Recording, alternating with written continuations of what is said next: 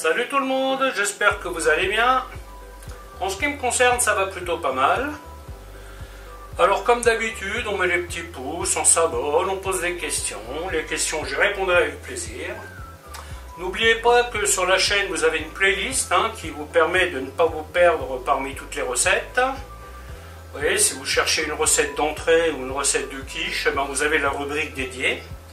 Ça sera plus simple, en fonction de ce que vous avez dans le frigo. Ah, j'ai un bout de porc, hop, on clique sur porc et là, vous avez une petite liste qui apparaît. Alors aujourd'hui, je vais faire une recette un peu spéciale. C'est un parmentier avec des rillettes. Donc ici, j'ai des rillettes que j'ai faites moi-même. Et je vais cuire, je vais faire un peu à la basquaise. Donc pour ma basquaise, je vais prendre un peu d'oignon, un peu d'échalote, tomates cerises, poivrons, ail. Donc je vais faire un mix. Les pommes de terre, elles sont là derrière. Elles sont déjà cuites. Et donc je vais en faire une purée dans laquelle je mettrai un peu de beurre, un peu de crème, de la noix de muscade.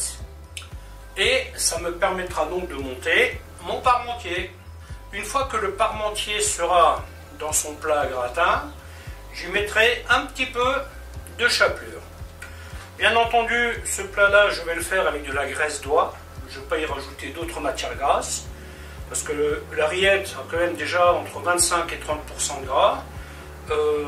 Donc c'est juste pour revenir tout ce qui est oignon et échalote que j'utiliserai un peu de graisse d'oie. Bien entendu, sel, poivre. Voilà, il ne me semble pas avoir oublié quelque chose. Je vais donc vous expliquer comment faire tout ça. A tout de suite. Un peu de graisse de canard. Je vais commencer par la basquaise. Donc là, je vais commencer par les échalotes. Oula, oula. Déjà, ça commence bien chaud là.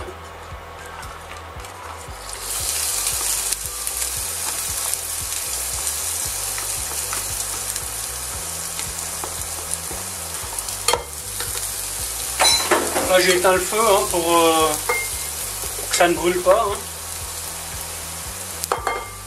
Je vais les laisser tirer. Les tomates, je les coupe en 8 petits cubes. Bien entendu, si vous préférez prendre des grosses tomates, vous pouvez. Il n'y a pas de contrainte au niveau de la grosseur des tomates. Moi, j'aime bien travailler avec ces tomates-là. Ça se garde bien.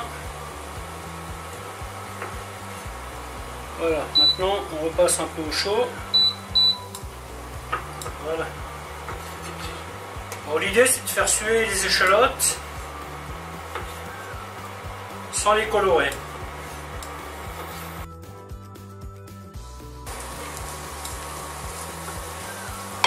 Donc là j'y mets les poivrons. Alors ça, ce sont des poivrons que j'ai coupés et congelés moi-même.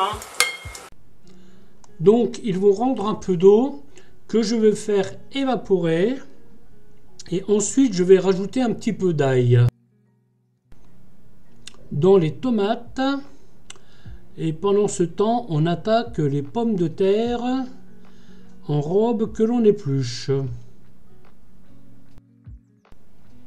Bon, je vais vous faire une petite variante avec une pomme de terre à farcir. La cuisson des pommes de terre n'est pas idéale pour faire ce genre de plat là, mais ça va y aller, il faudra juste faire attention en les évidant.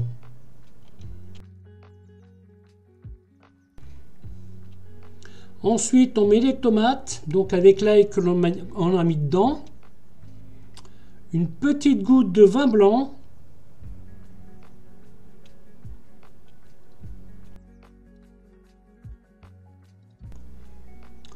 herbes de Provence,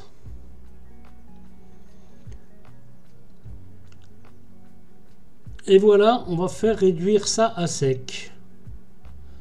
On y met des herbes de Provence aussi, un peu de sel, un peu de poivre. On commence la purée de pommes de terre en mettant de la crème et du beurre.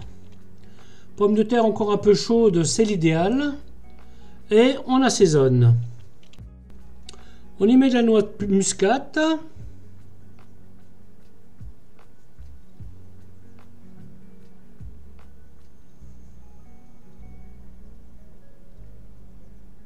Ensuite, on presse. On vise une consistance quand même assez onctueuse, hein. Donc, vous rajoutez la crème tant qu'il en faudra. On ne cherche pas à faire de la colle, hein. Faites très attention à ça. Donc là-dedans, je n'ai pas mis de sel, hein. La rillette étant déjà salée, pas la peine d'en rajouter. Voilà, donc on finit de presser les pommes de terre. La basquaise est prête. On va donc faire rissoler légèrement la rillette avec de la graisse de canard ou de la graisse d'oie. Je ne sais plus. Bon, pour la rillette, c'est assez vite fait, hein. Comme elle est déjà bien cuite, il n'y a pas grand chose à rajouter, hein. Ça va juste un peu accentuer son goût. Et voilà. Ici, vous avez donc la pomme de terre. Je voulais en faire deux, mais bon. Là, maintenant, je prends mon plat.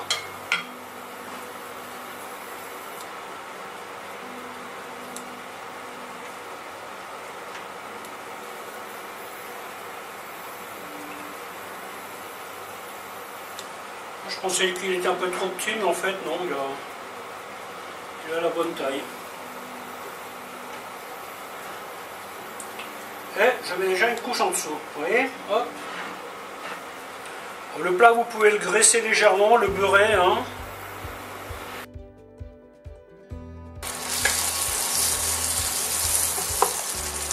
Ouais, donc là, je la fais griller un peu.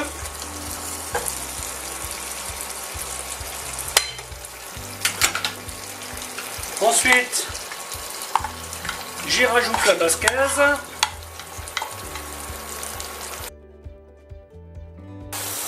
Et ensuite, je répartis ça sur les pommes de terre.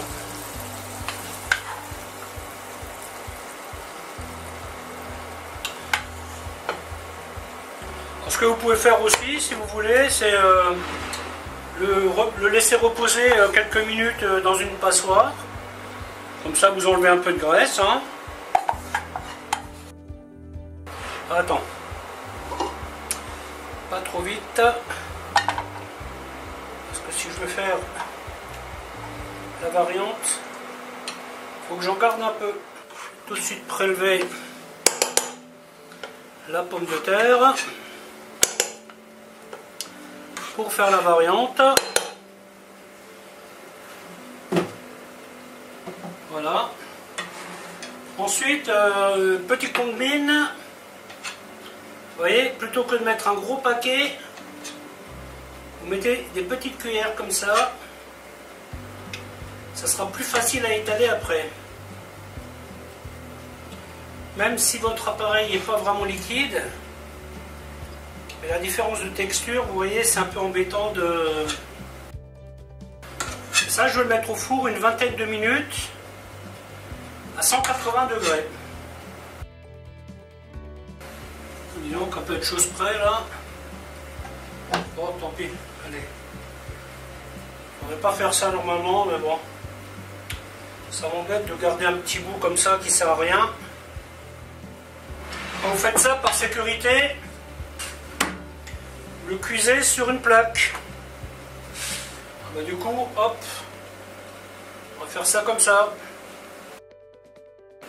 Alors quand vous avez envie de faire ce genre de pommes de terre, l'idéal c'est de mettre les pommes de terre au four sans rien, de les faire cuire comme ça, une demi-heure à peu près, et ensuite les évider. Vous n'aurez pas tout à fait le même résultat et c'est vraiment pas mal. Ensuite, on arrive au bout là, on met un peu de chapelure par-dessus. Petite touche finale, petite goutte d'huile d'olive par-dessus, mais vraiment pas beaucoup, hein. C'est juste pour permettre à la chapelure de croustiller un petit peu plus. Et voilà, et maintenant on met au four, 20 minutes à 180 degrés. Ben voilà, écoutez, la vidéo se termine là, en espérant qu'elle vous aura plu. Alors je vous dis à bientôt, hein, pour une autre recette. Bye bye.